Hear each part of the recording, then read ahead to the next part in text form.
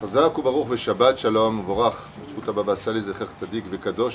Merci beaucoup pour tous ceux qui ont participé, ceux qui ont acheté des bougies. Hashem Varech Etrem, Yatzil Etrem, et qui ramènent tous nos otages à la maison. Odayom, Brim Ushlemim Ve'ezrat Hashem Amen Ve'amen. Shmor Chayalenu Ve'otanu Mikol Sara Umtsuka Mikol Nega U'Mahala Be'atzlacha Rabba Bechol Ma'aseh Yedenu.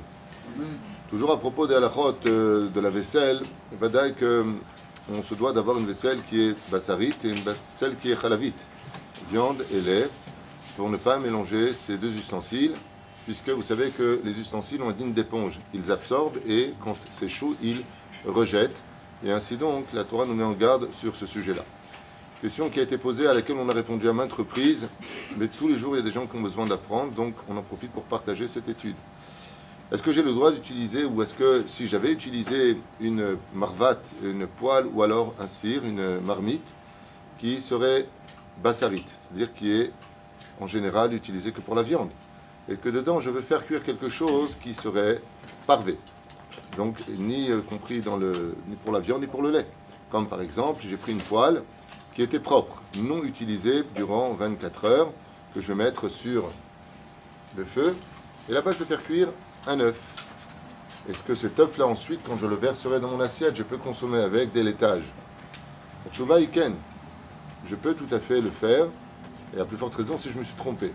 À partir du moment où elle était parfaitement propre, et que, de qui plus est, il y a 24 heures qui se sont écoulées, on tomberait dans le digne entre autres de Narparnat, Vallée d'Écart, je pourrais tout à fait consommer cet aliment qui est parvé, que j'ai fait cuire dans une marmite de lait ou dans une marmite de viande pour la consommer ensuite avec des laitages.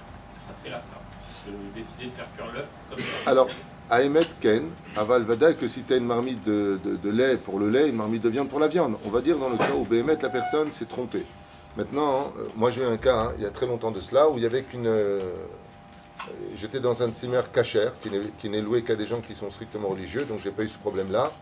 En général, j'amène mes ustensiles quand je vais quelque part. Il n'y a pas mieux que d'être servi par soi-même. Donc, on pense souvent à prendre tout ce qu'il faut pour certaines données. Mais le mieux, quand on part en Tzimmer, quand on va quelque part, prends tes marmites. On dépense pour beaucoup de bêtises. Les marmites, aujourd'hui, ça coûte pas cher. Et comme ça, tu es tranquille. Il y avait une poêle. D'accord? Je ne vais pas appeler. En fait, cette poêle, elle est bassarite ou elle est chalavite? Pourquoi? Elle était propre, elle n'a pas été utilisée pendant une semaine, il n'y avait personne. Là que je peux faire cuire dedans ce que je veux en parvé. Sinon je suis obligé d'appeler. Et en parvé, et ensuite je peux tout à fait le consommer avec Bezrat Hashem, des aliments qui seront selon mon choix. Si je veux faire après la viande, le lait, peu importe. Pourquoi? Parce que il ne sera pas au premier degré de donner le goût de ce qui en sortira, mais il donne le goût au goût. Donc automatiquement, je n'ai pas de problème avec ce genre de situation. Une question qui est souvent posée. Ken?